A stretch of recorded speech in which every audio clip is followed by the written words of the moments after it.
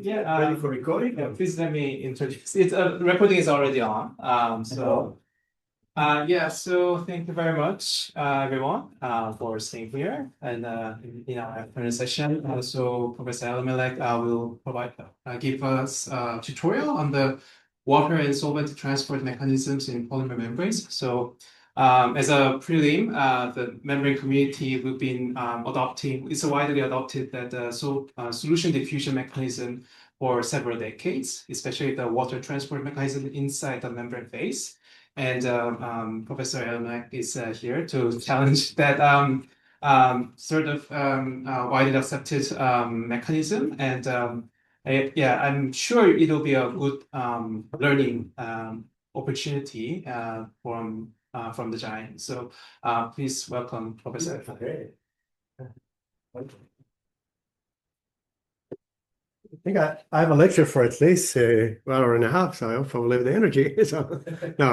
So anyway, let's start with some background again. What is the solution diffusion mechanism? And let's start from the beginning. Commonly, we classify membranes, again, based on the textbook materials, as dense, non-porous membranes and porous membrane. So again, and these are the non-porous membrane. We assume there is no pores. And then these are the porous membranes. And more recently, there were some papers, since we started to challenge the solution diffusion mechanism, also added ion exchange membranes and also organic solvent nanofiltration. Now, the question, why we have this classification? First, it's historical classification that was decided way back 30, 40, 50, 60 years ago. And because at that time, they did not have any characterization technique to see, each membrane looks very dense, no pores. Also, this is before the advent of molecular simulations. Now, through molecular simulations, we can find many interesting phenomena and see that indeed there are some pores. There is also an arbitrary cutoff between a porous and non-porous membrane, as you see here. Let's see, I want to connect the laser. And lastly, it simplifies modeling. Once you have a dense membrane, you can have really some simple physical mathematical model, and then you see that they apply it almost to any membrane. Now, however, there is ample experimental evidence for the presence of pores in this what we call dense non-porous membrane. Okay, this is just a list, and again, I send you the PDF of this lecture. You can just click on this, and then you will open the article.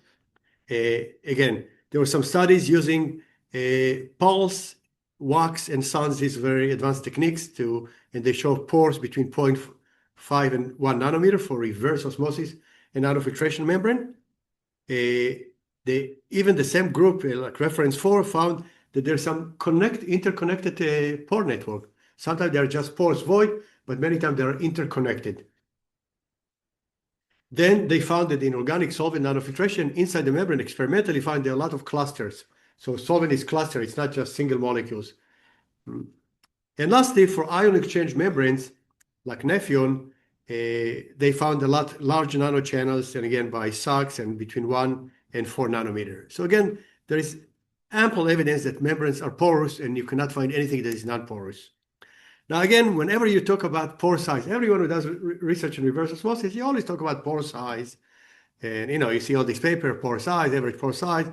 But then if you go to some conferences, and for some reason, for these old guards, they immediately tell you, no, reverse osmosis membranes are dense with no pores. And this is more like scolding you. You cannot say, again, when I was a student way back, if you said a membrane always a pores, they will cancel you.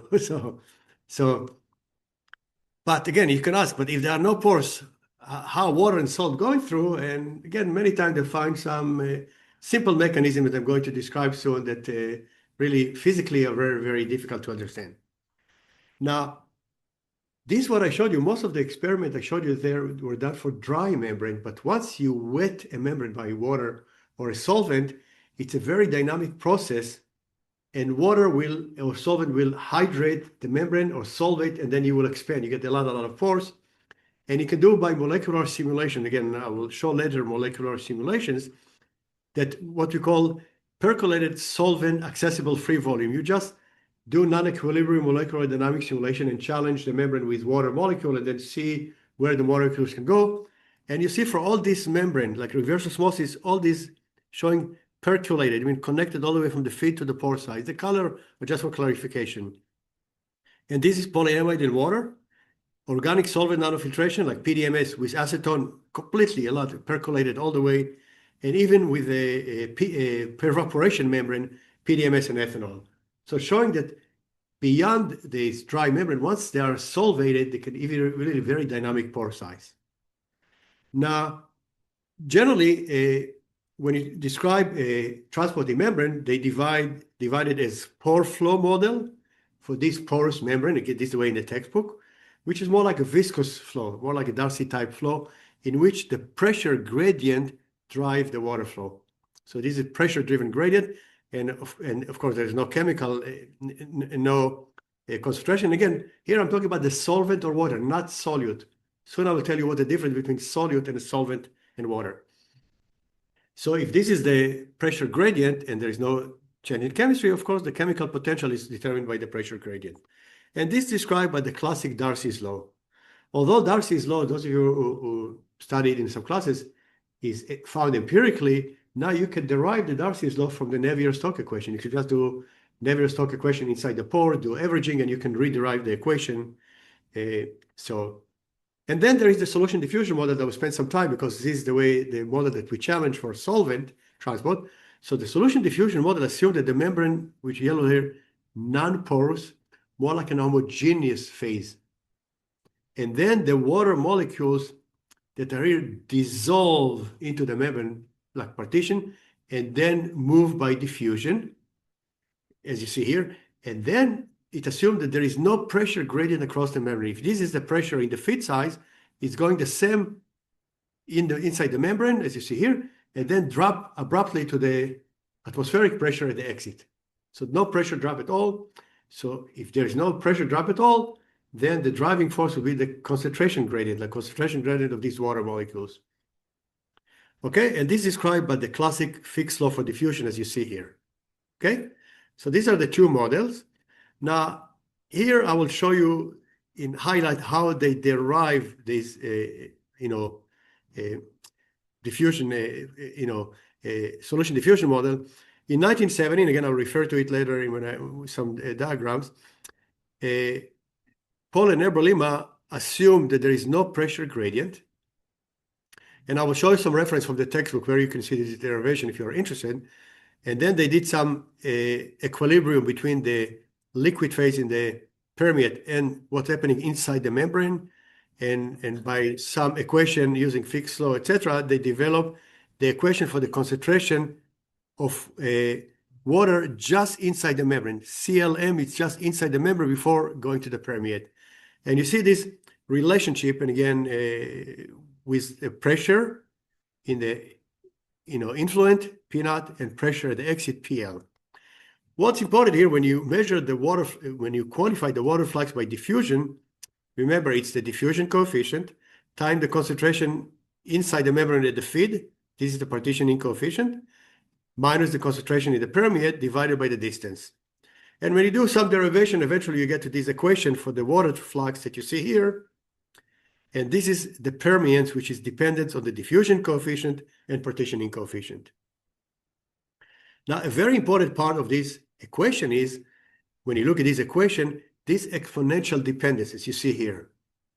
Exponential dependence of the concentration at the exit of the membrane on the pressure. Which means if you look at this equation mathematically, at the very, very high pressure, eventually, or when this term is very, very large, this will drop to zero and you get asymptotic flux, constant flux. So in a way, if you plot the flux based on the solution diffusion mechanism for water flow or solvent flow, if you have small molar volume like water, it will not linear, and at a very, very large pressure will approach this limit. And if you have large solvent, like organic solvent nanofiltration, it will approach at lower pressure. Okay? Now, the original derivation, again, what I showed you here by Paul and Ebrelima describing this equation here. And again, the only way to derive this equation, they needed to assume that you have a binary mixture where the polymer and the solvent are mixed as a homogeneous mixture, a binary mixture of polymer and solvent. And then they use this equation that describe the transport of a mixture. And they assume that the water is one of the components of the mixture and the polymer is the second component. And this is the equation that I referred to.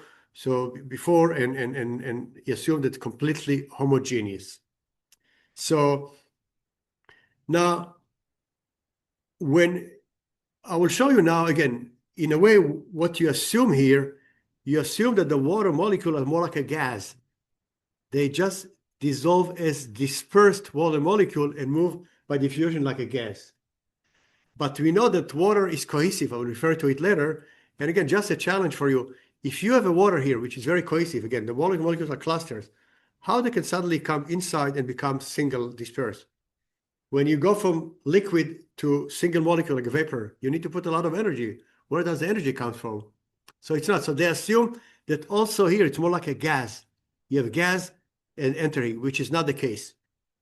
Now, indeed, we can show that the only time that the solution diffusion mechanism is correct is when you have a gas. And we did some molecular simulations here.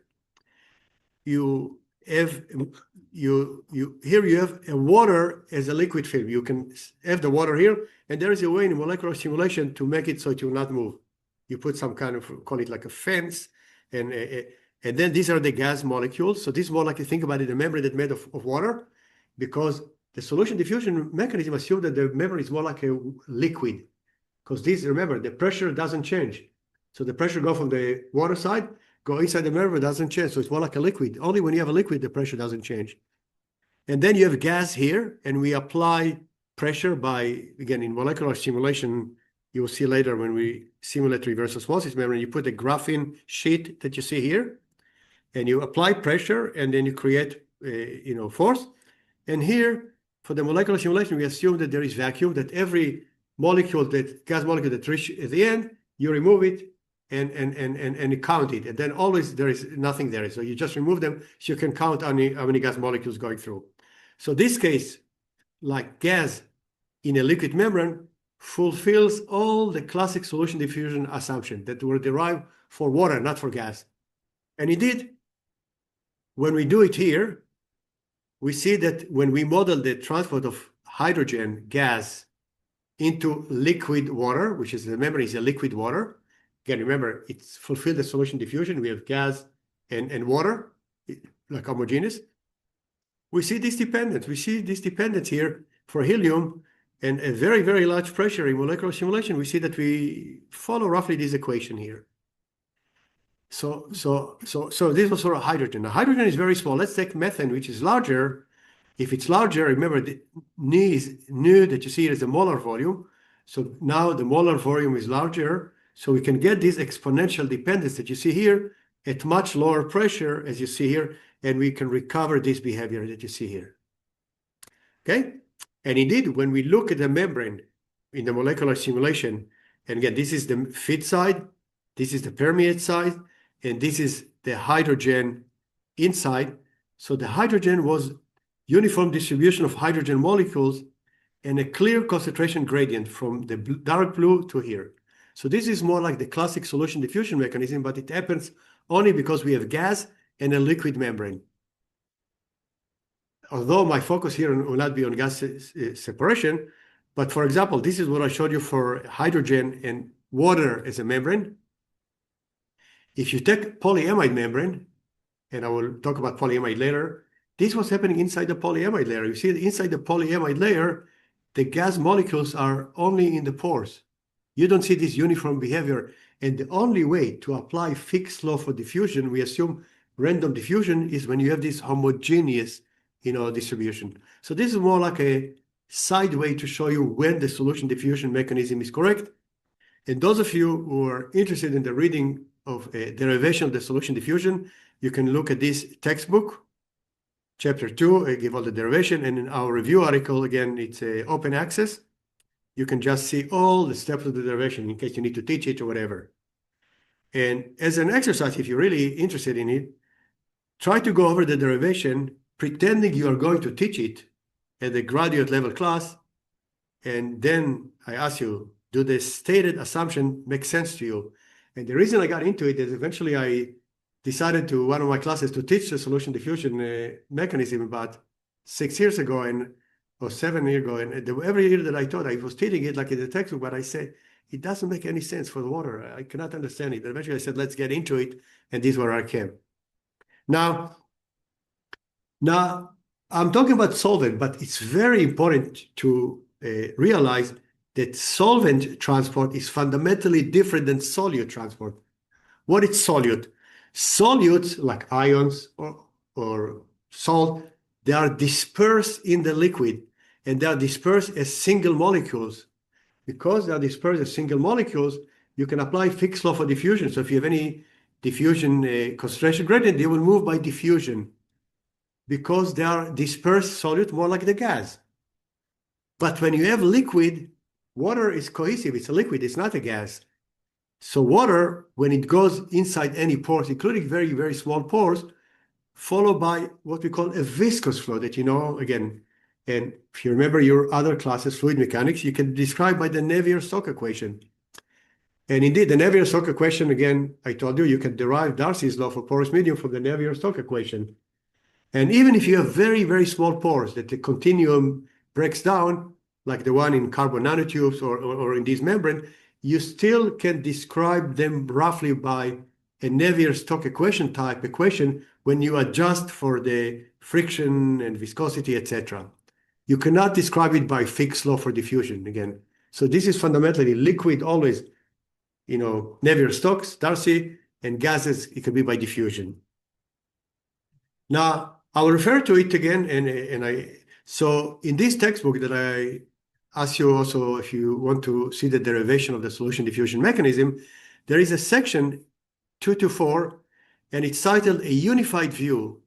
And they say in the preceding sections, the solution diffusion model was used to describe gas separation per evaporation and reverse osmosis. And they said, and again, they found a unified way. Now we can use this simple equation for all membranes.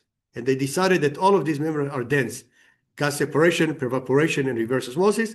And they said why they did it, because all of them, the driving force is the concentration gradient. And I showed you again, and soon you will see that indeed it's not. When you get a membrane with liquid solvent, it's more pressure gradient. And as I mentioned earlier, the ST model was also extended to organic solvent nanofiltration and ion exchange membrane more very, very recently. And you see why they extended it. Now, let's go to the book. Again, this is a 4th edition. This is the book that everyone using in teaching. And so in the beginning of the book, in the preface for the book, they say, readers of the theory sections, chapter 2 and 3, and elsewhere in the book will see that membrane permeation is described using simple phenomenological equation, most commonly Fick's law. There is no mention of irreversible thermodynamics or anything that is more sophisticated. And then how did explain it is Simon? This approach, again, you talk about irreversible thermodynamics, I'll refer to it later, which is classic to describe anything.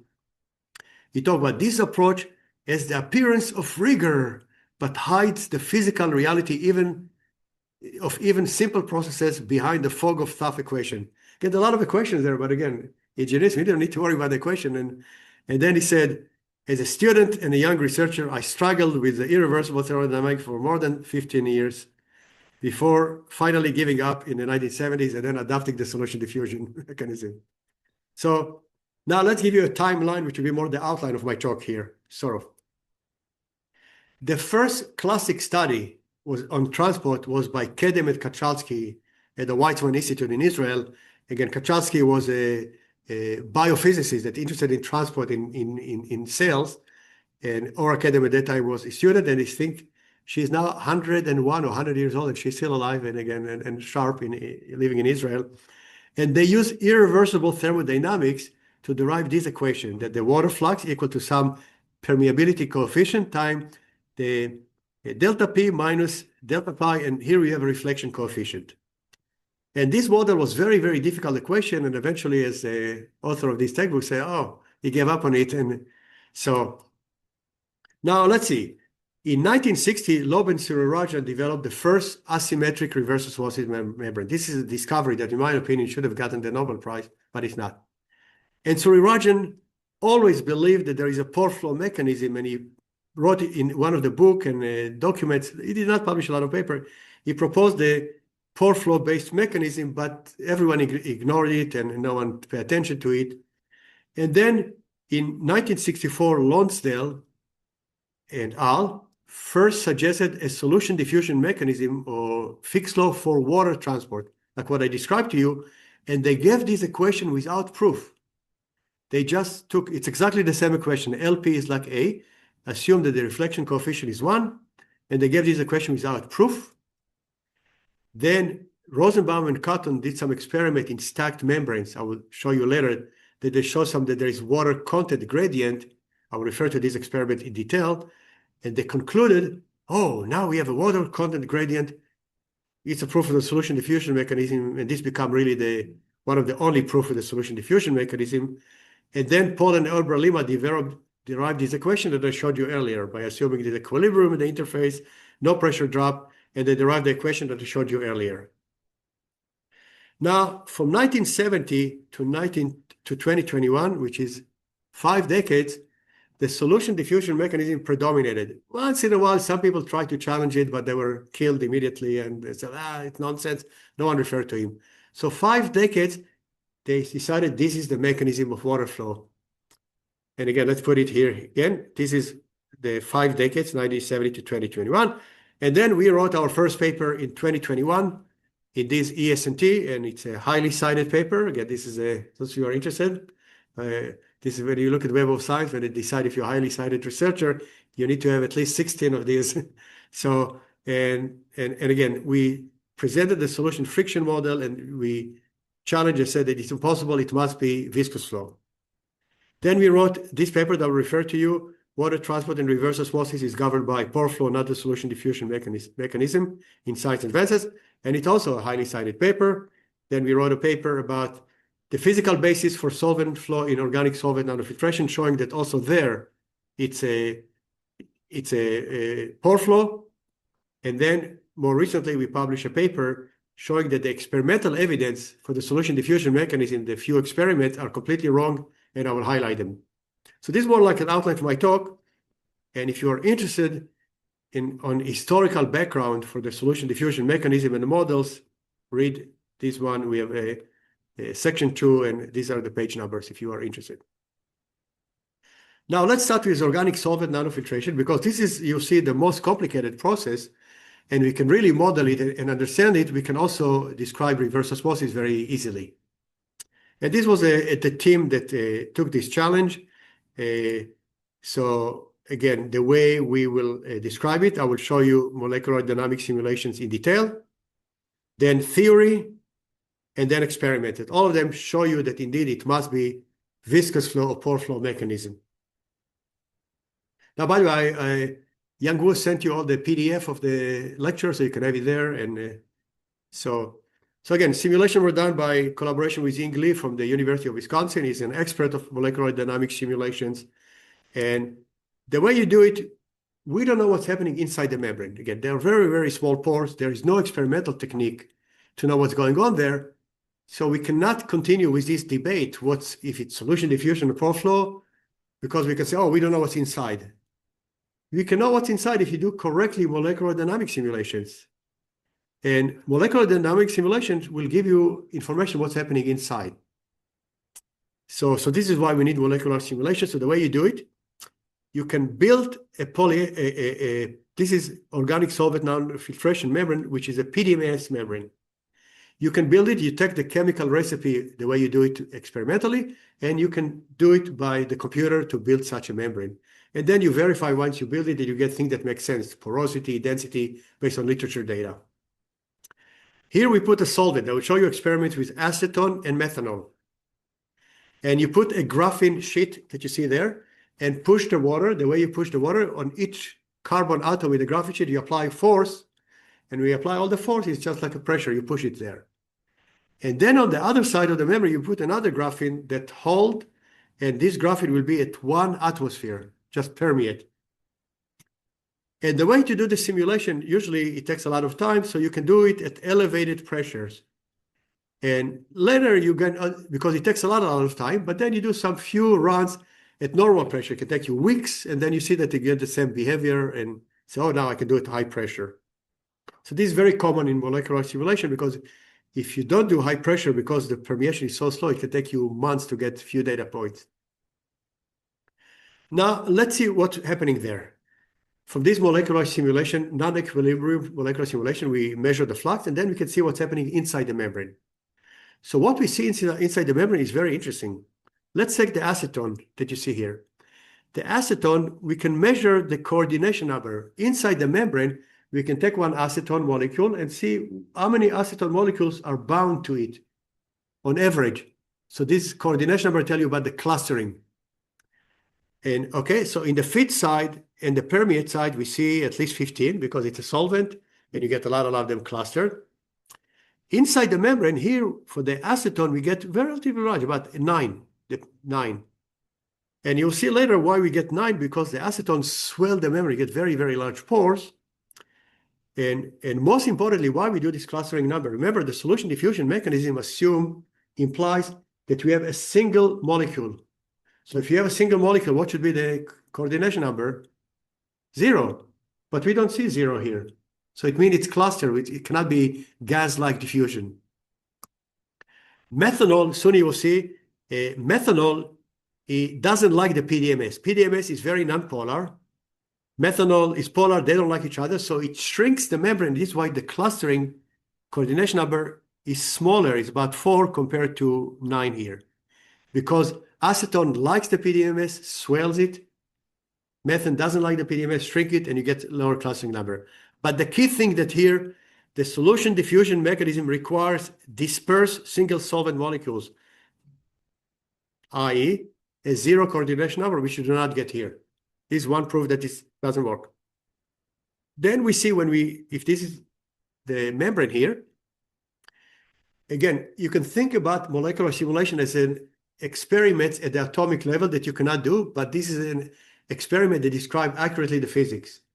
And we see that naturally what we measure inside, you can quantify, and you see pressure gradient. You see that with acetone, pressure gradient across the membrane. Remember, the solution diffusion mechanism assumes that there is no pressure drop, uniform. And the same thing here. With methanol, we see pressure gradient as opposed to the solution diffusion mechanism that assumes constant pressure. So another proof that it cannot be a solution diffusion mechanism. And by the way, no one did any simulation that can show that the solution diffusion mechanism exists for solvent and polymeric membrane. So again, remember, this is experiment. You don't tell the molecular simulation, I want you to show me this. This was the outcome. Also, we see something very interesting that will explain some of the experimental evidence for the solution diffusion mechanism. We can measure inside the membrane, again, the shaded area, what will be the density of the PDMS, the polymer, going up. And because the density going up, as you go farther, moving toward the end of the membrane, it's more compact, you will have less porosity or less solvent. Here we measure the solvent gradient, how many solvent molecules inside the membrane. So they drop. Now, when our postdoc did this experiment, because before we did reverse osmosis, we did not see any solvent gradient, but here we saw a gradient. So he was scared. He told me, wow, it's a solution diffusion mechanism. No, I will show you soon. It's all because of compaction, and I will talk about it in detail. So what's happening here? Here I'm showing you the pore size distribution of the PDMS membrane with acetone at different pressures. Now, a lot of numbers here, but I will guide you through the lines here. When you increase the pressure, the large pores are compressed. And if the large pores are compressed, now you will have more pores, smaller pores, and this is why they go up, more smaller pores. And this is due to compaction. And the compaction, as I'm going to describe again and again here, when you have flow through the membrane, you will have a pressure gradient, but the compaction pressure that we'll define very soon will increase as you go along the membrane. The farther you go toward the permeate, the greater the compaction pressure. Okay? So the solvent content gradient that you see here, this is solvent content gradient that you measure how many molecules in each segment of the membrane, is due to compaction, not the driving force for solvent transport as implied by the solution diffusion model. And this will be a big part of my lecture, as I'm going to you see soon. So now molecular simulation tell us that indeed it's viscous pore flow. Now let's show you here a theory that described in this paper, a very complicated theory that we needed to collaborate with this expert in collaboration, Martin Bieschensveld from Wetsus in the Netherlands. And here we model, if this is the membrane, there is a pressure gradient across the membrane. And soon I will tell you that when we describe the compaction pressure is always the applied pressure minus the pressure of the solvent inside the membrane. So as we move here, you see this area, this is the compaction pressure, and it's much larger here. So we take a small element and we apply force balance. This is the compaction pressure and all the forces inside the polymeric membrane with the solvent. And this is what we call the extended Flory-Renner theory. We extended the Flory-Renner to assume an elastic polymer membrane and PDMS. Some of you are polymer chemists. I know you are polymer chemists. You understand. So the compaction pressure is balanced by three types of pressure or contribution. One of them is the volume exclusion. Because of the finite size of the polymer, we call it volume exclusion. And here we use a more sophisticated expression than the one that Flory and Renner used. Then we have affinity pressure. The solvent interacts with the polymer, and this causes either swelling or shrinking. And then the elastic pressure. As you push the membrane, you have elasticity. And here we assume a nonlinear elasticity with a finite stretching up to a certain limit. Because if you take the Flory-Renner, it's stretched forever until you eventually tear the membrane. We put a finite stretching. And it's balanced by this equation. Now, let's see what we can get from this interaction. Suppose that there is no pressure. Compaction pressure happens when you have flow through the membrane and you have pressure drop, and then you have compaction pressure. Let's take this element and assume that there is no pressure, just at equilibrium. We take the polymer membrane and see what's happening at equilibrium with the solvent. And what you see here, you see the term of this pi affinity, very interesting behavior. The solvent polymer affinity significantly impacts the porosity of the membrane. So from the simulation, again, we can model this part, and we have a parameter more, not exactly, but similar to the chi parameter in the Flory-Higgins theory. And if this parameter is negative, it means it's solvophobic, doesn't like the polymer, in our case, PDMS. And in this case, it's solvophilic, doesn't like it. So what we see here, if it's solvophobic, like the example, methanol and PDMS solvophobic, remember we got lower coordination number because you shrink the membrane. And when you go farther, if you go positive value, it's become solvophilic. And this was the case for the acetone. For the acetone, I got coordination number, I think, of 9 compared to 4 or 5 for the methanol. So now we can predict sort of like the membrane. Again, it's very dynamic process. The membrane is shrinking and swelling in organic solvent nanofiltration. I've not, again, some of you probably are not working on organic solvent nanofiltration. It's used to separate organic solutes that are soluble in organic solvent. So similar to reverse osmosis, but again, reverse osmosis use water. Here we use organic solvent because many high-value organic, solutes are soluble in organic solvent. So we need this solvent to operate the membrane. And here I'm focusing in organic solvent nanofiltration on the transport of the solvent, not the solutes. So, okay. So now let's see now from the theory that we derive from the extended Flory-Renner. Let's look at the porosity or across the membrane. We measure the solvent content, remember? We show the simulation gradient because of the compaction. And when we use our theory, Flory-Renner, with the right viscous flow through it, we get exactly the same behavior. So our theory shows excellent agreement with empty simulations. And porosity decreases in the direction of flux due to the solvent transport-induced compaction. compaction always increases as you go here, because as you go farther, the compaction pressure increases. It's always the applied pressure minus the pressure inside the membrane of the solvent. So now we have theory, simulation. Let's talk about the experiments.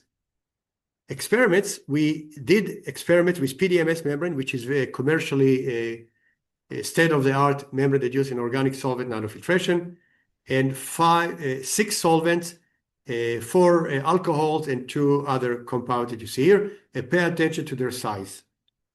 Okay, and we use dead end filtration. Now, by the way, I mentioned about organic solvent nanofiltration. Now, there's a lot of research in the field to use organic solvent nanofiltration to separate crude oil.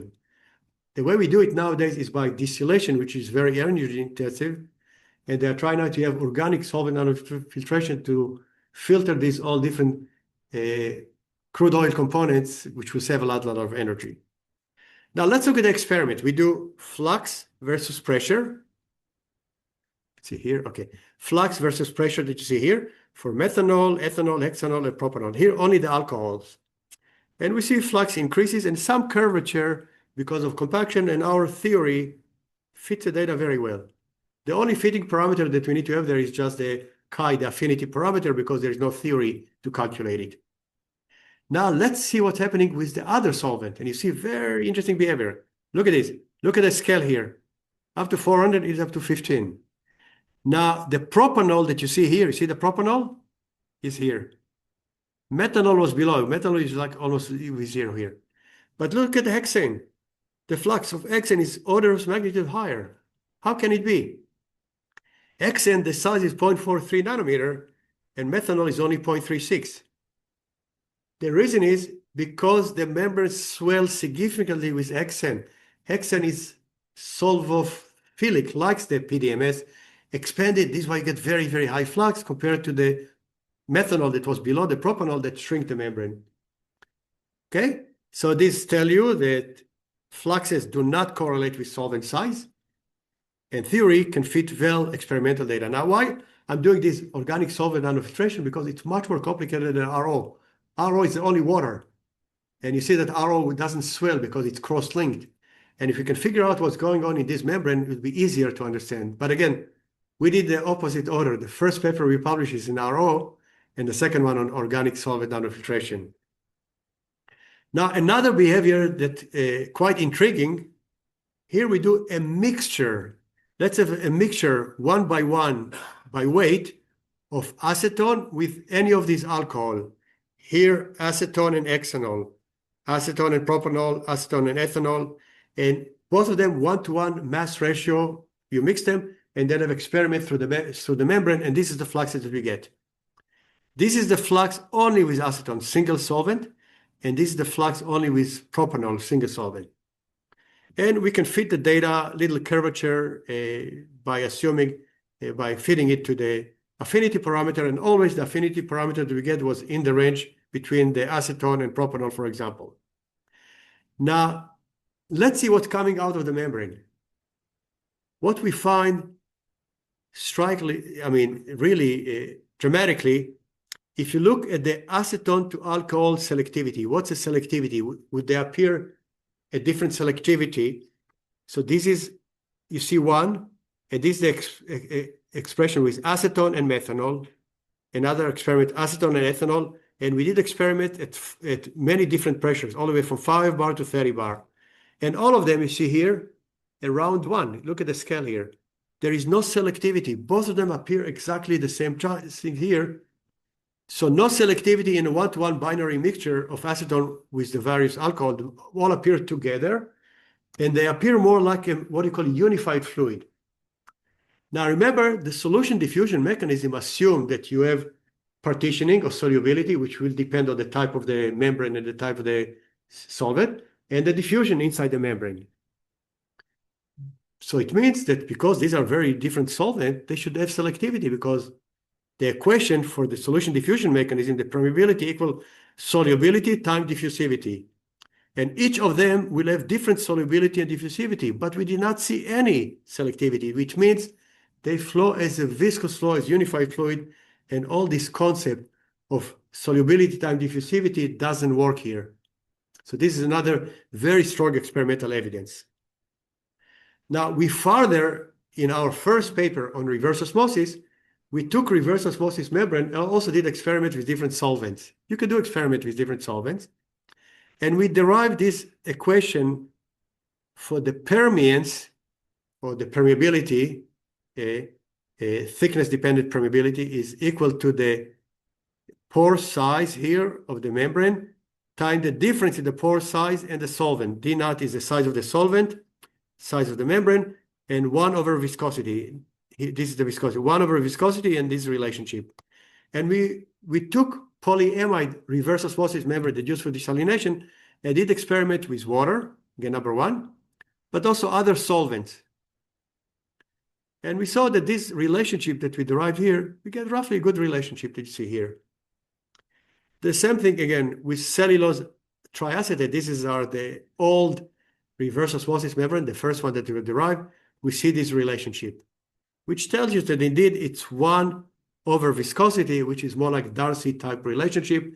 And if you have membrane with very, very small pores, the size also very, very important, which again, the solution diffusion mechanisms assume any size because there are no pores.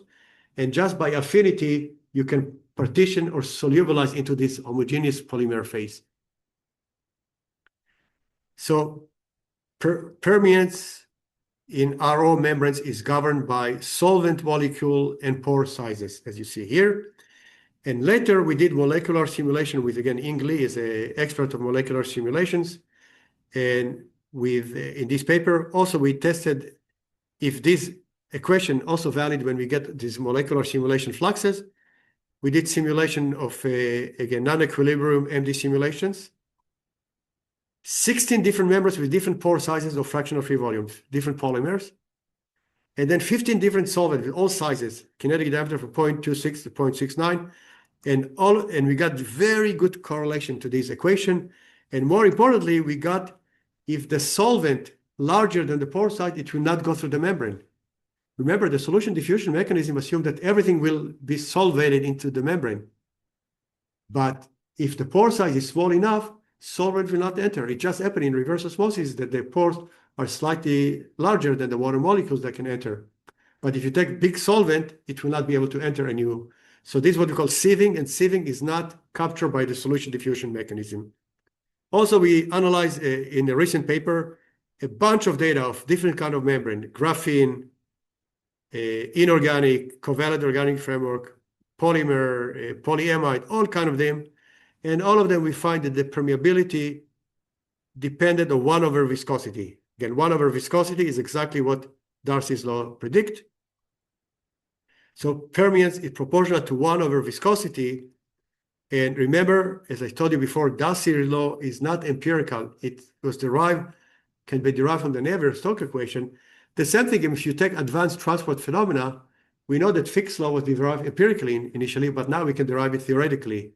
The same thing here, if you take a porous medium and you take some volume element inside, and you do all the analysis of Navier-Stokes equation and do the averaging, you can rederive and get exactly Darcy's law.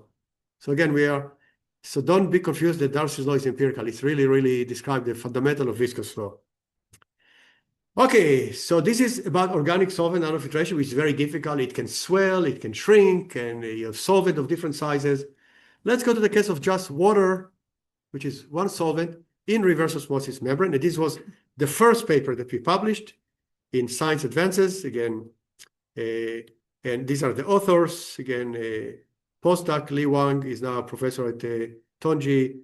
Jin Log was a postdoc of Nghiem, and Han Ching is my postdoc who will just start a faculty position in Peking University in March, and this myself here. Now we start with molecular dynamic simulation. I told you why we need to do molecular dynamic simulation. But before, for the polyamide, Nghiem is a really expert. He has a lot of papers on polyamide simulation. And whenever you build a membrane by molecular simulations, you need to test and see if it's real a membrane that describes a real membrane. And what we have done in all these papers here, we show that the membrane density from the polyamide simulation fits very well experimental data.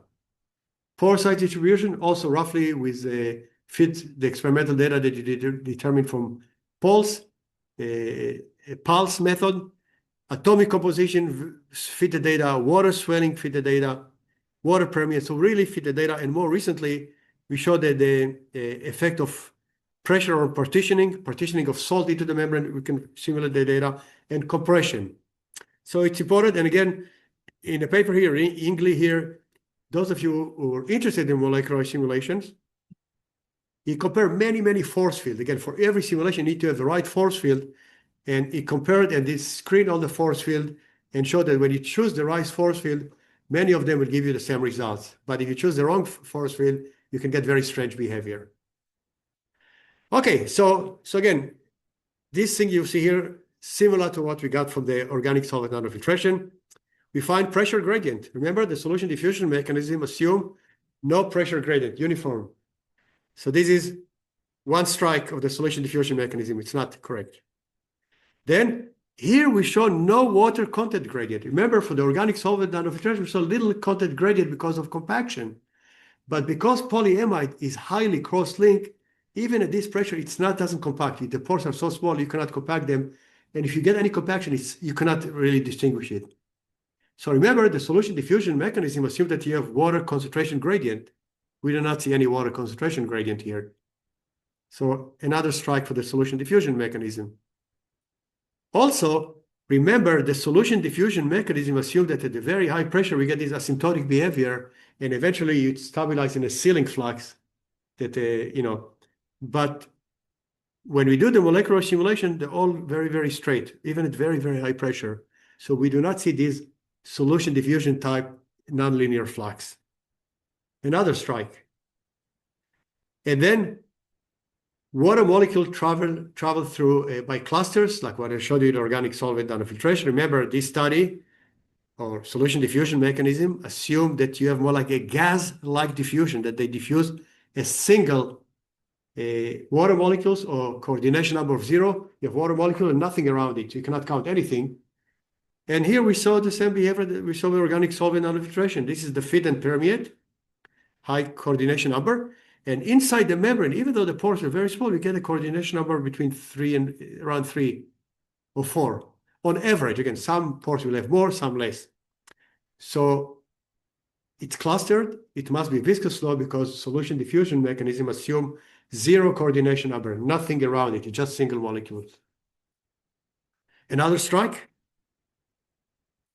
Then water molecules travel as clusters through the transiently connected pores. And let's now track the trajectory of a group of water molecules. We took here a group of many cluster of water molecules, and through the simulation, we simulate what's happened to them. And again, the pores in reverse osmosis are all free volume that connected, disconnected, but on average, you have many times that you'll have pores that go all the way.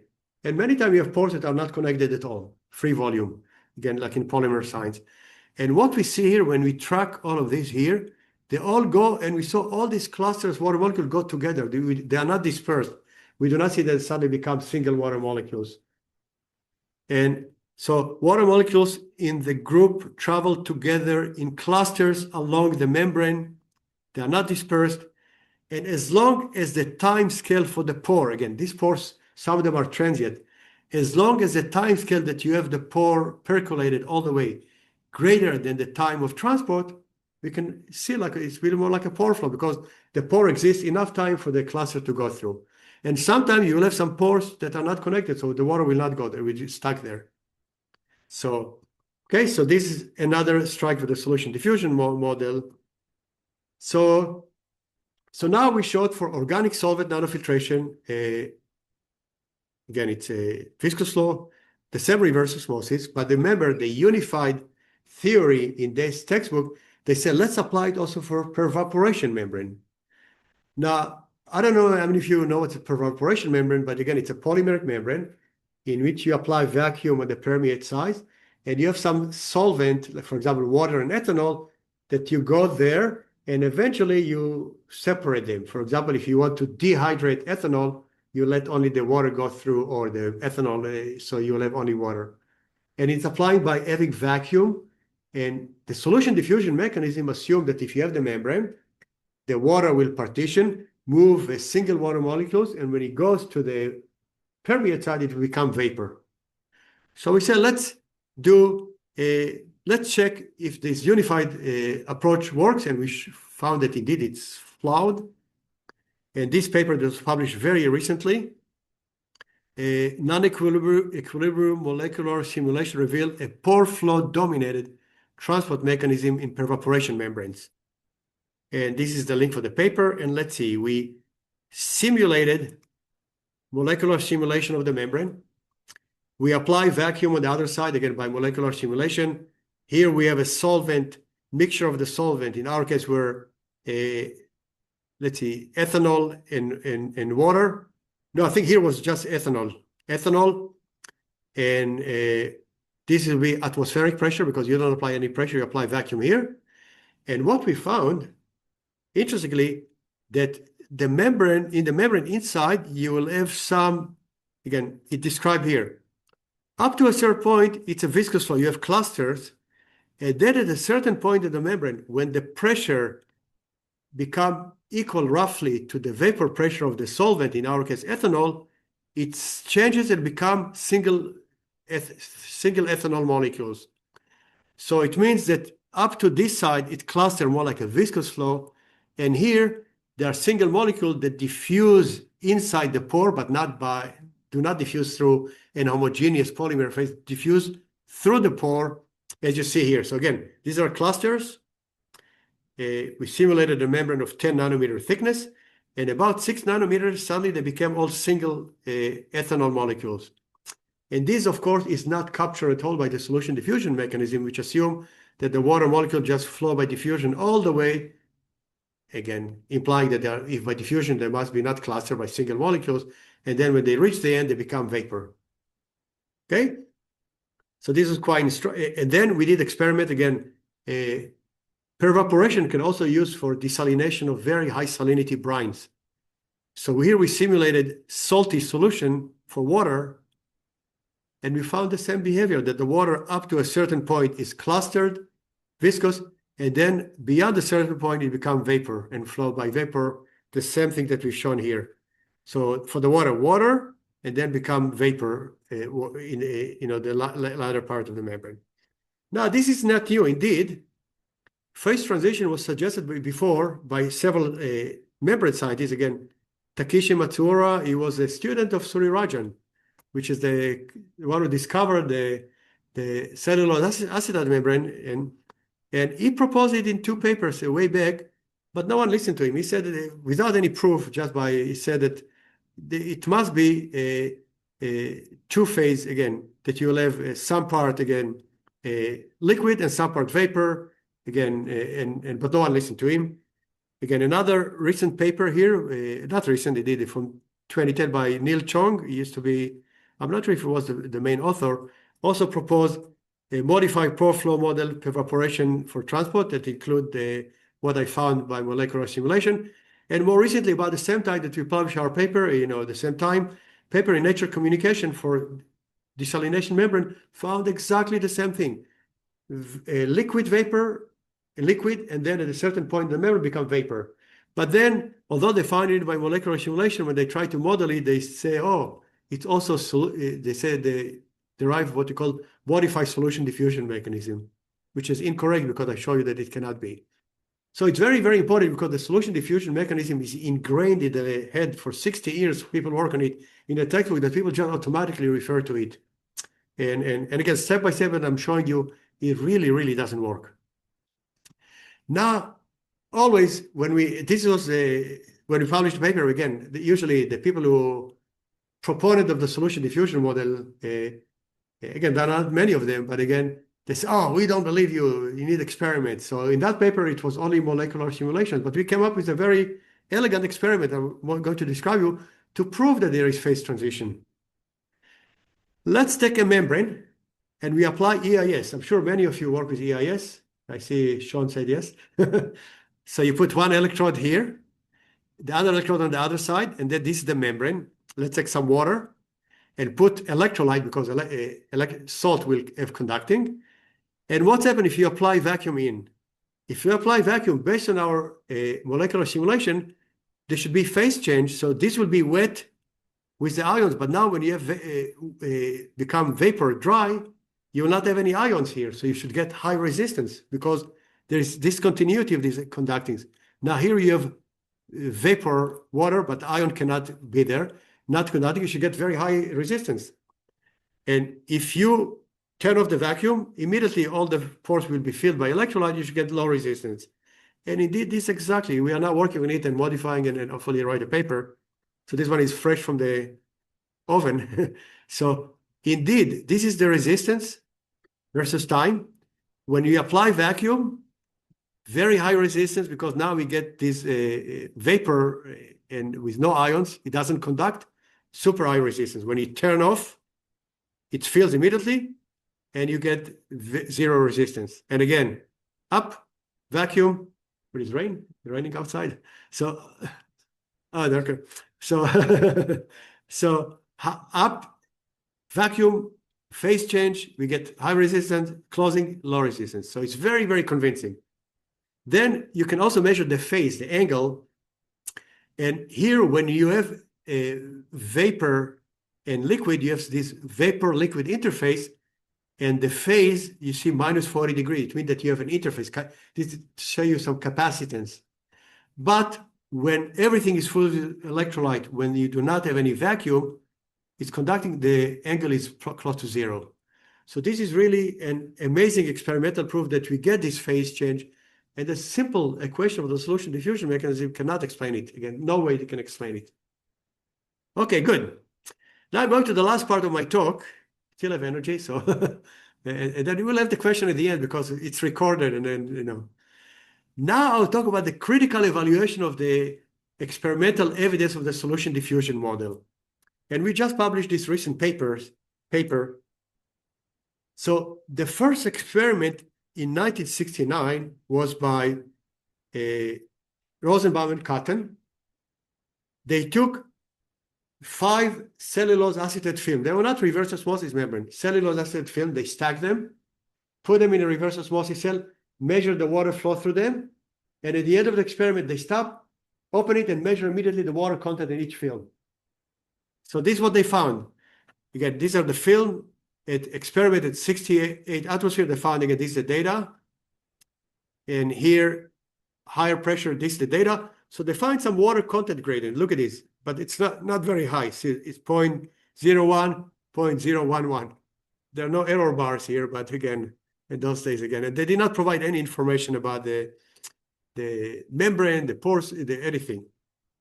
And since then, this became a textbook material. They said, this is the proof for the solution diffusion mechanism.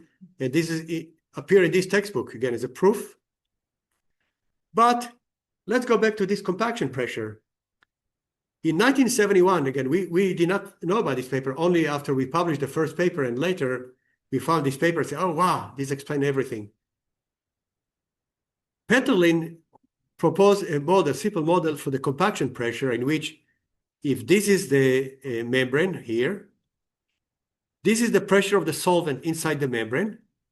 So the difference between the pressure in the feed and the pressure of the solvent inside, this difference is what we call the compaction pressure. And the compaction pressure you see here in green will be equal to the applied pressure minus the pressure of the solvent inside the membrane. So when the solvent reaches the end of the membrane, it's of course, atmospheric pressure. This pressure is zero. So delta P minus zero, it means that compression pressure is delta P at the end, very, very much.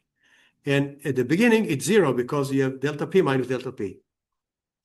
So this is one, and again, I showed you already that molecular simulations of the organic solvent predict these kind of things, and also our theory that I showed you earlier. So the pore free volume decreases from the feed side to the permeate side. And this is the paper, the original paper, Influence of Compacting Pressure. Again, luckily we found it, I mean, a few years ago, and it explained everything now. So again, let's look at the data from Rosenbaum and Cotton that they measured this water content gradient. Again, these are the membrane. They stacked 4 of them. And again, This is the hydrostatic pressure inside the membrane. This is the compaction pressure, increases along the membrane. And when we fit it to our model, we even in this paper, we simplified the model to make it more simple, that you need only two parameters. You need to know the initial porosity and the coefficient of compressibility of the polymer.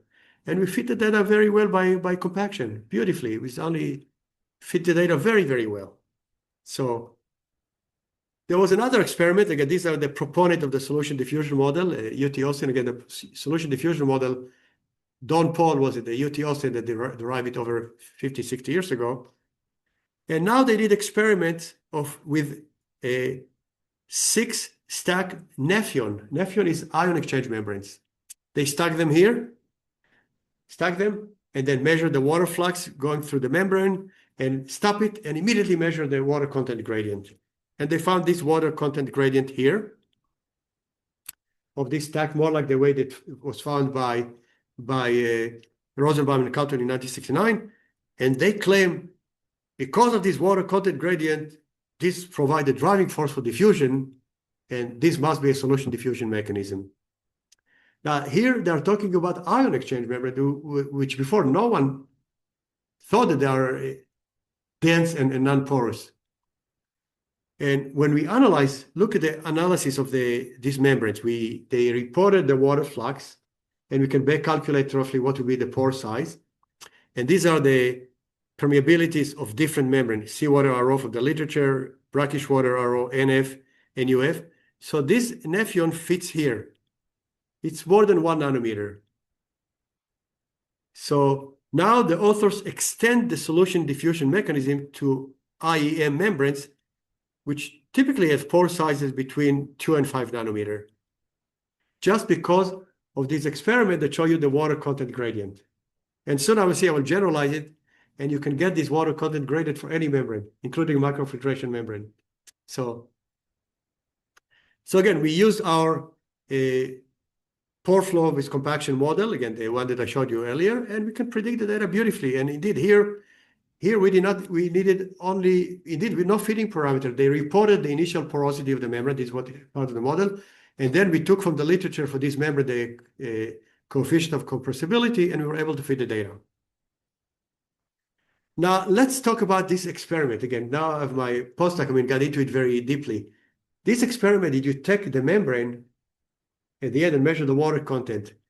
So is it diffusion or compaction?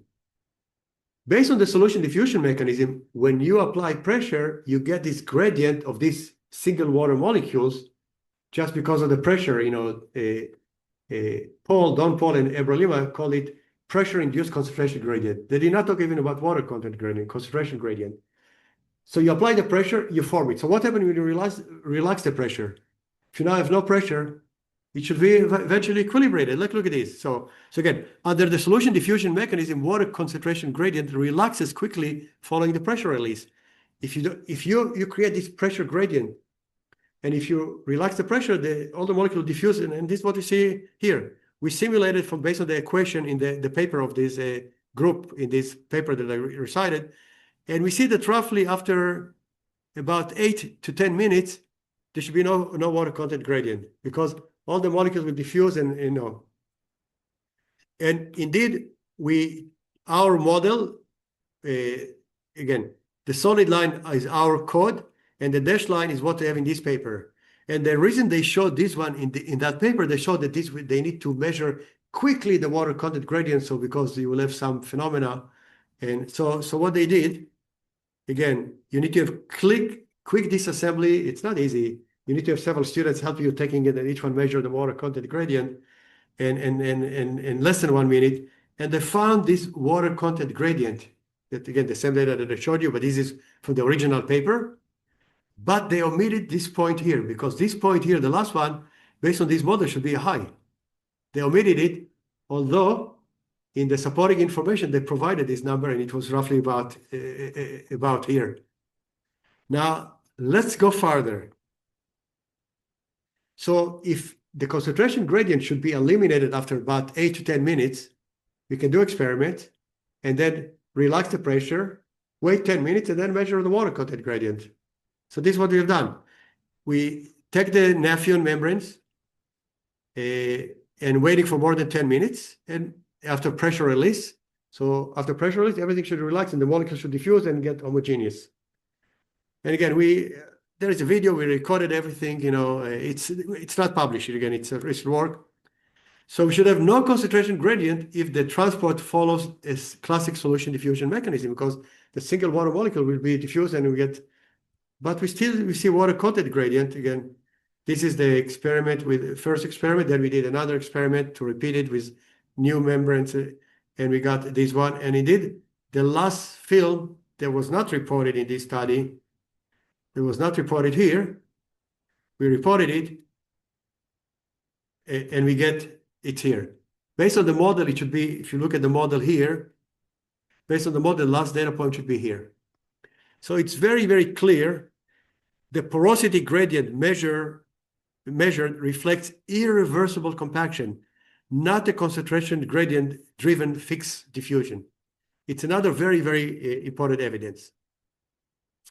Now, these experiments can be misleading because they concluded that the ion exchange membrane now are solution diffusion type membrane. But I can show you can take any membrane, do this experiment, and you can conclude that every membrane will be solution diffusion membrane. So if I ask you water transport in microfiltration, we know that it should be pore flow and viscous flow. So we did this experiment with microfiltration membrane, 0.025 micron. The same experiment, stacking 6 of them here, measuring their flux, and then taking out and measure the water content gradient. And we see even in microfiltration, water content gradient. So can you say now, based on this experiment, that also this one is a solution diffusion mechanism? No. So this is a experimental evidence. Based on this one, you can classify every membrane. So water content gradient is very important. Is a result of viscous flow, not the cause of the viscous flow or the for water flow. Because you have viscous flow under pressure, you get this compaction and you get water content gradient. It's not the driving force. Now, another experiment. I'll show you that water can flow against the water content gradient. Let's stack membranes, and this time, look the way I stack it. Look at it carefully here. Now go, look here. We put here in the beginning, very small pore, 0.025 micron, then 2 other 0.05, and 2 other of 0.1. We measure the flux, and we measure the water content at the end of the experiment. And we see water content going the other way. So now you can say, but we still measure water flux. So if this water content gradient is the driving force, we should not get the water flux. We should go water going the other direction, but we still get it here. Now, to make it even more, again, so pressure-driven viscous flow of solvent regardless of the water content gradient. And those of you who are interested more in compaction, and compaction become a hot topic now, everyone is jumping into it. This paper, we really have the nice model by Hunching, Fan, and experiments, and well done with, So I will not get to the details, it's here. Now, let's show you something, another more striking, that you realize how unphysical is the solution diffusion mechanism. Suppose I design a membrane with conical pores. If you have good material scientists, or suppose I take a membrane and design it with conical pores. This is the membrane, and you have conical pores. Now let's zoom on it. So this is the pores here. Now, based on this experiment, this is a water content gradient, am I right? You have more water here than here, because they just, imagine you can divide it just to several membranes. You can much more water content here than here. So there is a water content gradient here. So, and these are sub-nanometer pores. So we establish a water content gradient here just because you can think about it more like a membrane that is that you can design it. So without even pressure, no pressure. So the question, will water flow through the membrane? Because there is a water content gradient. Is it true? There's water content gradient here. Of course, the water will not flow through the membrane because you will violate the laws of physics. And here, ChatGPT. So impossible. This will be a perpetual motion machine of this first kind. So water will flow with no energy at all. Doesn't make any sense. So another thing that this water content gradient, you can get very erroneous result. You can, based on this, you can say that microfiltration is a solution diffusion mechanism. Based on this, you can think that I can generate a membrane that doesn't produce any no energy, and you can get water flow. Now, another evidence I told you, and again, this I'm getting toward the end. Another evidence was that you get this nonlinear flux behavior. Remember, because of this solution diffusion mechanism, that you get at very, very high pressure, you get constant flux. And this was again from the same group, Paul and Ebra Lima from UT Austin. And again, they published this paper with a rubber film of 254 micrometer thickness. And measured with organic solvent, isooctane, and cyclohexane. And again, in the book of Baker, this is a classic book that everyone referred to. They showed this data and they claimed this is another proof for the solution diffusion mechanism because we get this sealing or limiting flux at very high pressure. So now let's analyze this data. And again, this is because remember this equation at very, very high pressure should be eventually reach this value here. Let's analyze again these membranes. I'm getting toward the end now. Membranes are highly porous. Again, this membrane that is here are highly porous with pore sizes in the range of tight UF membranes. So they reported the water flux through the membrane. And then based on the water flux and the viscosity and the solvent, we can estimate the pore size. And with the isohectane, we estimated the pore size of more than 2 nanometer. And with cyclohexane is more than 3 nanometer. These are very, very large pores. Again, we never thought about them solution diffusion. And more striking, they reported the data. They reported that with isooctane, 0.66% volume of the film was by solvent, was very, very highly swollen. Only less than 40% is the polymer. Very highly swollen. And with the other solvent is 0.7, super highly swollen. So imagine this super highly swollen membrane with such large pores. How can we have solvent transported by diffusion under applied pressure with such a highly porous structure? This is more like the range of tight UF membrane that we all know of a pore flow model. And indeed, if you think further, if you took fluid mechanics and advanced fluid mechanics, you know that the fluid mechanics, all the momentum, again, there is momentum dissipation and by the friction between the solvent layers and the solvent and the membrane. So if everything flow by diffusion, how you can dissipate all this pressure? Go by diffusion, you have this very high pressure. What's happened when you get to the end? So it's impossible to understand it.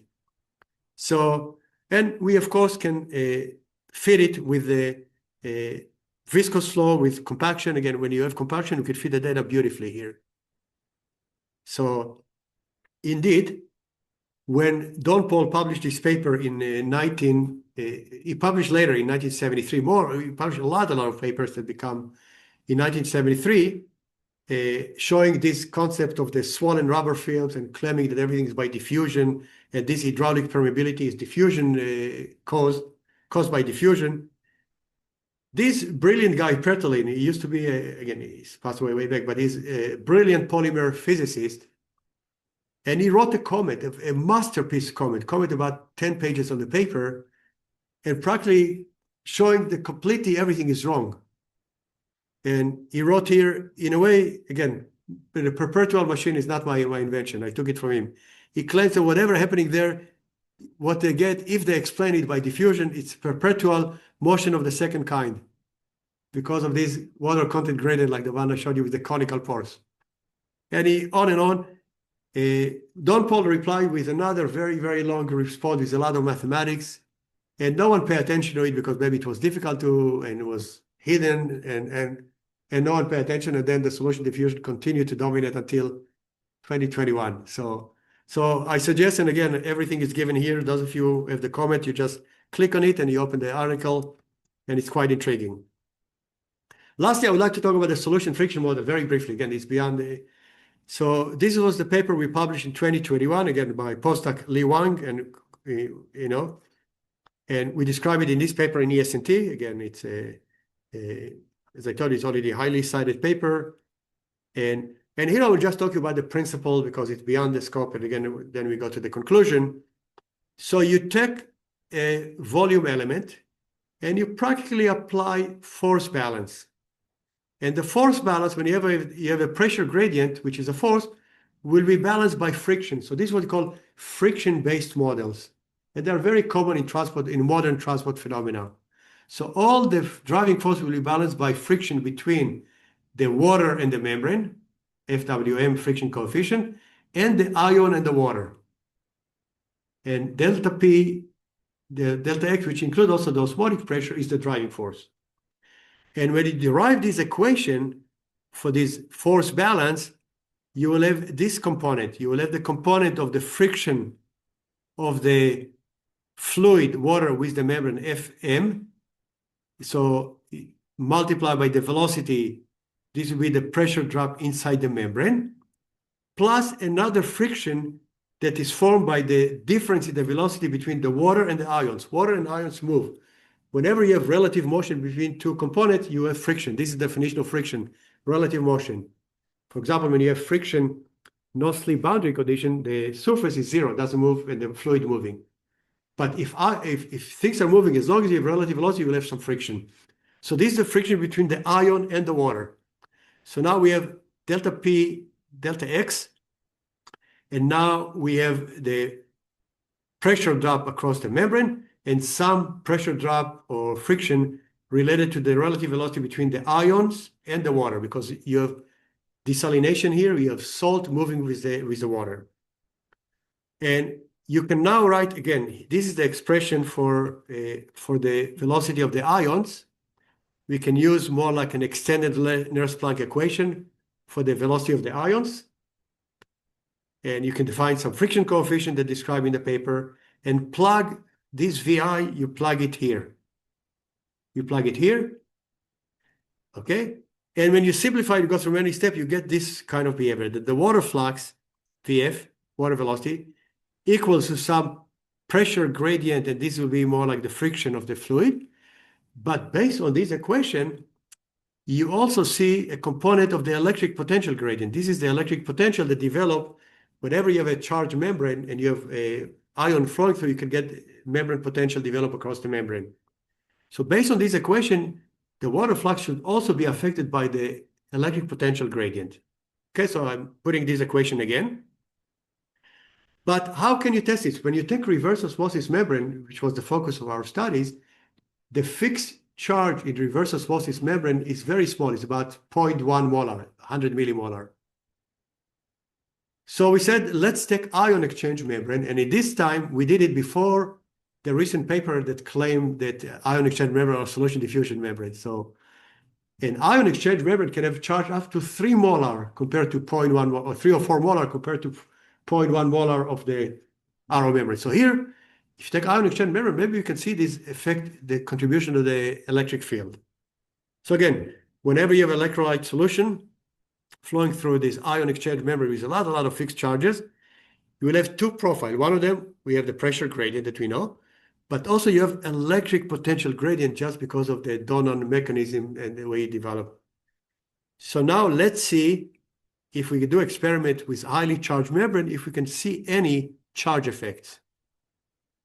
And again, so we took ion exchange membrane with highly charged, we did experiments and permeation experiment, and then we measured the water flux versus salt concentration. We were able to fit it by the solution friction model, the theory, very well. We did salt rejection, also was affected by salt concentration. We were able to fit the data. And importantly, when you talk about the water permeance in RO is not a function of the salt concentration, but here we see some dependence because of this contribution of this electric field that, again, is negligible for reverse osmosis. So we show that even for ion exchange membrane, we can use the solution friction model to describe very well transport in ion exchange membrane. Indeed, the solution friction model is more like a more refined version of the old paper by Nghiem and Kachalski in 1957, I think, And so it's just a viscous pore flow model, and it fit reverse osmosis very well. So by the way, the Nghiem and Kachalski paper was a classic, and then was another modification of it by Spiegler, Nghiem and Kachalski, and they derived show that it can also be friction-based model. So it's interesting historically, Aaron Kachalski was a professor at the Weizmann Institute of Israel, very prestigious institute. And he was in his prime, he wrote a book on irreversible thermodynamics and even getting a Nobel Prize. But there was in 1970, early 70, was a terror attack in the Tel Aviv airport by a very crazy guy from Japan, Kozo Okamoto. No one knew what came and killed 23 people and killed this guy. But he did not even have any reason why to do it. And killed this guy that was probably on the way for a Nobel Prize, Aaron Kachalski. So now the last slide again. If you take this equation, I showed you here, you can rederive the equation that we all use for water flow. Again, reverse osmosis membrane, a very low charge, so we can neglect this term here, and we can get this expression out here. Simply, you can show that we can get this expression, A delta P minus sigma delta pi. And this equation for reverse osmosis, we know the reflection coefficient is 1, so we can derive this equation. And the only difference here that now the permeance is a function of the friction coefficient, not as a function of the solubility and diffusion as in the solution diffusion model. Although the solution diffusion model was able to get the same equation without the sigma, the A is completely different. The mechanism is completely different. So mathematically they're equivalent, but here it's friction, there is partitioning. So concluding remarks, surprised that I still have the energy. Okay, so all membranes are porous, RO, NF, OSN, whatever. Some are more porous, some are less porous. If you have a non-porous membrane, nothing will go through, period. Again, it will not be a membrane. So even those of you who went to my lecture before, I talked to you about the solid state electrolyte. I showed you that dehydrated naked lithium can go through, but water cannot go through because water is bigger than the pores there. So again, so what I think the implication for us, we need to develop methods, ideally operated techniques to analyze membrane microstructure, pore architecture, connectivity, and so on. And we need to move to pore engineering. By designing the right pores, you can get the right membranes. Assuming that it's just solution diffusion mechanism, this is why in the last 50 years we did not make a lot of progress, because people measure only partitioning and so, but we all know that pore size is critical. Second conclusion, in the absence of time-resolved operando techniques to probe transport phenomena in membranes, molecular simulation are vital for making fundamental progress. So we need to enhance collaboration with computational scientists and take a good ones, because not everyone who can operate the software can understand the physics well. And we need to draw on the vast knowledge from the field of nanofluidics literature, or now we call it angstrom fluidics. In the angstrom fluidics, they already showed that even in carbon nanotubes that are smaller than 1 nanometer, you still can describe water transport by Navier type equation when you correct for all these viscosity, etc. Third conclusion, water solvent transport in solute rejection polymer membranes, RO, NF, OSN, IM, is governed by viscous flow or pore flow, and is driven by pressure gradient. This is the equation. And the difference here that you have a friction coefficient as opposed to the solution diffusion model in which the permeates assume partitioning and diffusion here. Okay? All this apparent experimental evidence for the solution diffusion model, which is really textbook material, is flawed. I showed you that it's all by compaction. I can take any membrane, you do this experiment, all of them will show the water content gradient. If you do this experiment, you can say that all membranes are solution diffusion model or solution diffusion type membrane, which is not the case. And lastly, again, I will not, there were some other studies that are done very, very poorly, including some from Israel, my home country, Israel. They're really with very poor science, not any simulation and everything. And they criticize, but again, I do not even need to show this one. It's very, very poorly presented and a lot of things. So this brings me to the end. I would like to thank all the team and for your attention. Now, time for questions. Thank you very much, Manny. Okay, It was very interesting, intriguing. Also, I'm really privileged to see how the science develops, not only the membrane science, but as a science in general, it developed in kind of this way, paradigm shifting to one to another. So I'm really privileged to have your thank you very much. Any question from the audience? Yes, Sean. Sean, you were sitting like a student. I'm impressed. So I can never sit for 2 hours and listen to a lecture.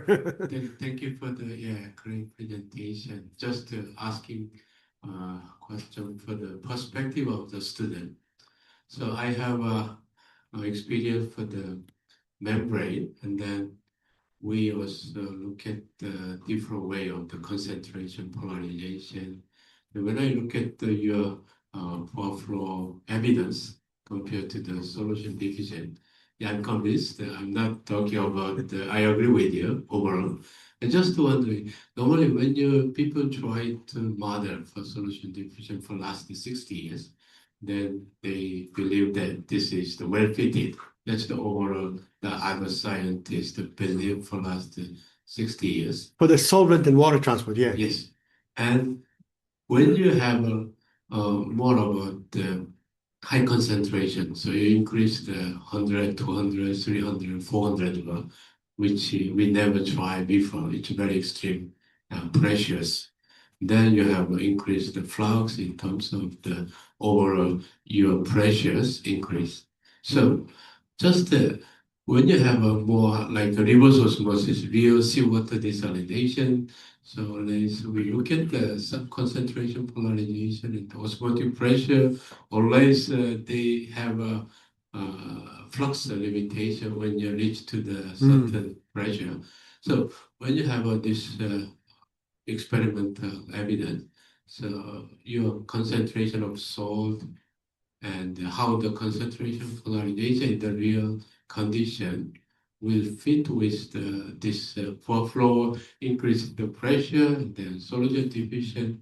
Have you ever considered this? Again, all the experimental evidence that people showed was done just with either water or solvent, and all refer to what's happening inside the membrane.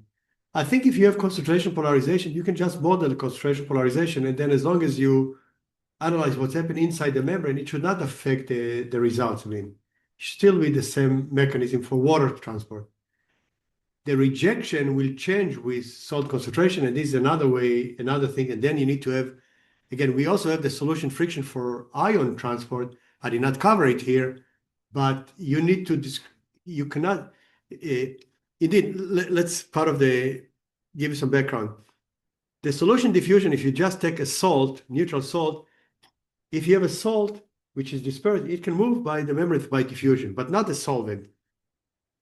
So, but this was a simple equation, and then later they added this solution diffusion mechanism also for water because they said we want to use everything the same, diffusion of salt and diffusion of water.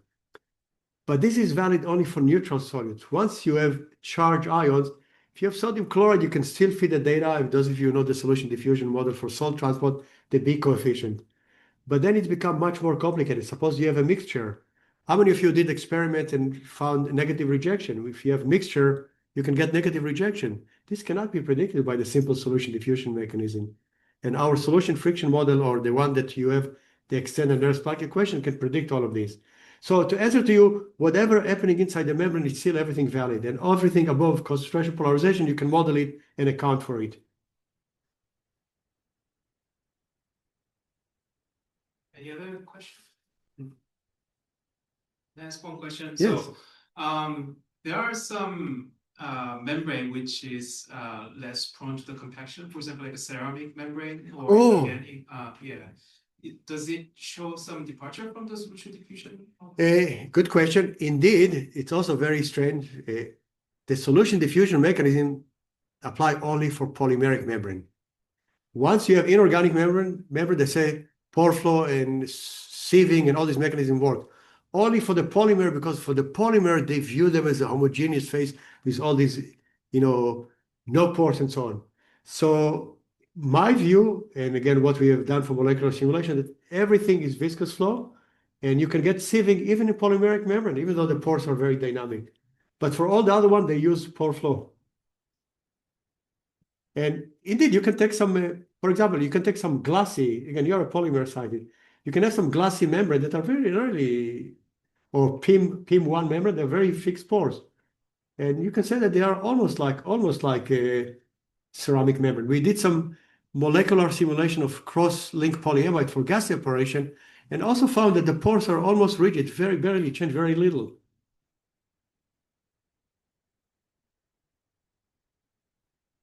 Any other question?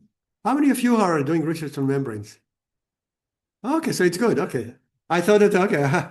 But if not, also it's good to learn something. And again, it's something that will change the textbooks. Who is working on reverse osmosis membrane here? No one? Okay. Oh, yes. Because the student, until they have a question, I can ask another. Okay. So you mentioned of the conical membrane. So when you have an arrow membrane, so we have surface, the active layer and the solvent layer. So when you just turn over this membrane, in fact, this is like similar to conical membrane. Oh, yeah. So when you consider like turn over the membrane, or even the PSF, Yeah, PSF. Yeah. it's like you can see the Yeah. finger-like structure. So even if we use this kind of membrane, we cannot see the flux or have it. No. Again, in this case, although the conical part is the support layer, but what does the separation is the polyamide. So you just get the polyamide, But to this, I mean, those of you who did forward osmosis, the first reverse osmosis membrane was developed at UCLA by Lobin Surarajan was asymmetric membrane. And the legend, again, I was a faculty at UCLA, not during that time, later, but some of the older professors told me that they found it accidentally. They did some experiments with salt, and 50% of the time they were getting good result, 50% did not get good results. And they realized the orientation is very important. If you put the orientation with the active layer at the top, you get very high water flux. But if you have the opposite, imagine what's happening the opposite, then all the pore support layer become it's stagnant and you have a buildup of salt, very like in FO, we call it internal concentration polarization. Because of the buildup of salt, you got very, very little water going through it.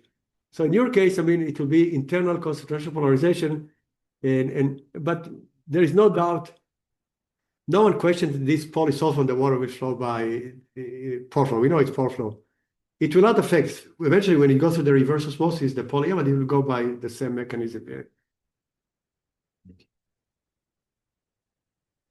There's a question there.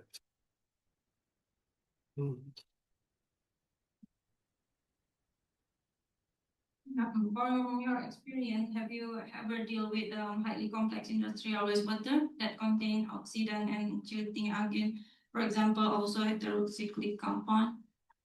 And what is the best membrane to use to filter that compound? So what compound you have there? Say it again. I think you are working with long, no? No, I did not do any experiment, but again, it's just you just need to know the solute size and you can model them. And again, what's the triazole? What's this molecular weight? What's the molecular weight of triazole? Huh? Yeah, I mean, like if you have uncharged solutes, again, assume that triazole is uncharged, neutral.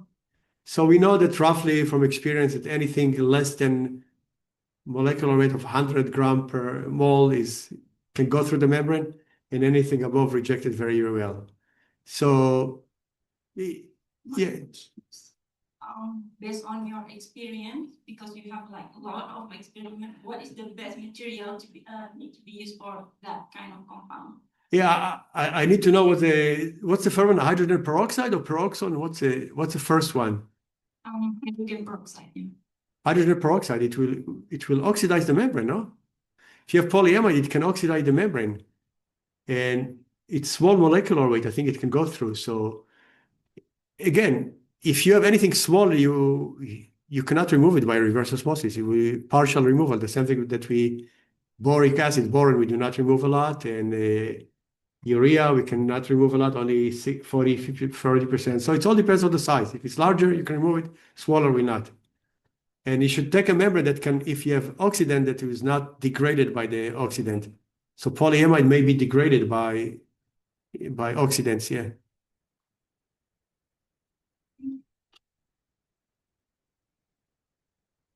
Thank you for your very interesting lecture. So I have a question. Can you share some experience for pre-treatment before membrane? Because in some case, for example, in Vietnam, we have the blasting wastewater. This includes the mineral and the organic, like organic and mineral complex. So how membrane can apply for that kind of wastewater? Yeah, these are questions not related to the theory. So, oh no, so how you remove these compounds? With this one, the complex with mineral and organics. Oh, complexes, yeah. And like terrace. Yes. Membranes can remove anything that's bigger than the pore size again. So this is why maybe it's related to my talk, because it's all about pore size. If you assume solution diffusion mechanism, you cannot. It can remove anything, but the question, what do you do with all the brine that you get, the concentrate, So will it be the best way to concentrate it? Maybe other way to degrade it again? Because after treatment, we want to recover the metal, critical metal. So you can think about the way that you concentrate it a lot and then find a way to take the concentrate and then do some process to recover. But you need to find some way to concentrate. And many times when you concentrate, the problem is that you can get scaling, fouling. So you need to know what else you have in the water. Because ideally, even if you take PFAS, if you can concentrate the PFAS, because PFAS is very, very low concentration. But if you can concentrate it all the way to, but what happens when you concentrate the water very, very much? Then the concentration of other things go up, calcium and sulfate, then you can get some scaling. So you need to find some way to avoid this scaling. And maybe if these complexes are big enough, you can design the membrane so the calcium and sulfate will go through, but retain these big complexes. So it all depends what you have in the water and what you want to achieve. Thanks for insightful presentation. And I think we all learned a lot today. For example, learning about non-porous membrane, it is nothing like that. It's like hydrogen membrane. A lot more about the models. My question to you is, in terms of selectivity and the modeling part. In the morning, we also discussed about when it comes to selectivity, we do have like 3 different categorization where we discussed about whether it is different charge ions, either plus or negative, for example, or same charge or same ion. For example, we were discussing about magnesium and copper. Oh, you're talking about the previous lecture. Yeah, so I'm trying to Why didn't you ask then? combine both the things. No. In terms of No, nothing to combine, yeah. So why we do have less literature on the DSPM-DE model, which is Dolan's poor model with dielectric exclusion? Because as you said, endofiltration membranes are complex to study, and so mass transport mechanisms in sites of selective ion separation. So you say why we have not enough paper on the DSMP model? So DSPM-DE, this modeling, they have a lot of paper, not in terms of selectivity. Recently, studies have done on selectivity, but it's like preliminary stage. But yeah, so why it is not been considered? Yeah, I see your point here. First, the DSMP model was not derived theoretically in the way we need to develop. They just took the basic solution diffusion model for salt transport, and they say it doesn't work well, so let's add now Donut exclusion covariant. And then another one said, let's add dielectric exclusion, just patch it, and it can describe by fitting parameter just rejection of single salt, or it can predict roughly the negative rejection. But fundamentally, it's also linked, again, this is for salt transport, and then they use Hagen-Poiseuille pore flow model for the water flux. I think first, when anything with mixture, is very, very difficult. Secondly, this dielectric exclusion was just added without any proof. Again, I don't believe in this dielectric exclusion. I think there is some double counting. If you do correctly, just with a Donut exclusion, and look at some of the paper with from Wetzus with Martin Biescheveld, he did some mixture, and he was able to predict them by, we call it the solution friction model, which is a better version of the SMP. But anything with selectivity, like what I mentioned, complexation, like in my case, the model doesn't account for it. The model accounts only for size sieving and Donut exclusion. That's all. All the other one, you need to account for it. If the mechanism of separation is only Donut exclusion and size, then it can fit the data very well. But if the mechanism is different, forget about it. You need to have a new model.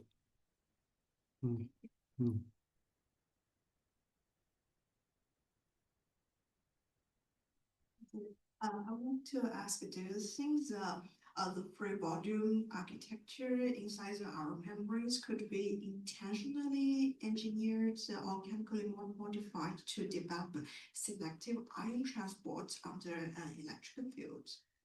Yeah, it's a good point. I mean, unfortunately, polyamide membrane are formed by interfacial polymerization. It's very difficult to control the pore volume. I showed in my previous talk, I don't know if you attended my previous talk, that you can do with nanofiltration membrane with surfactant, you can make the pores very more uniform in size. But so I think if you talk about size, this is one way to make the size very, very uniform, but it's still not uniform enough to get superb selectivity. If you have between, for example, lithium and sodium, you can never do it there. But between magnesium or divalent and monovalent, you can do it by this way. Now, whenever you have this polyamide membrane, also there are many free volumes that are not connected. And so I think in the future, we need to think, if we want to have a membrane better than the polyamide, we need to think about different chemistry and pore engineering to derive the best membrane. And the advisor of Yang Wu in the PhD was working on making this membrane by liquid crystals, very, very uniform membranes. But unfortunately, the permeation was not very, very strong. So we need to think about different paradigm, pore engineering to get membrane with super uniform pore size. And interfacial polymerization would not be the best way. But remember, I'm glad that you talk about pore size, free volume. But again, in the literature, if you just believe in the solution diffusion, pores are not important. So everything is just by selectivity, is by the difference in the diffusivity and partitioning, yeah, which doesn't make sense. Any other questions?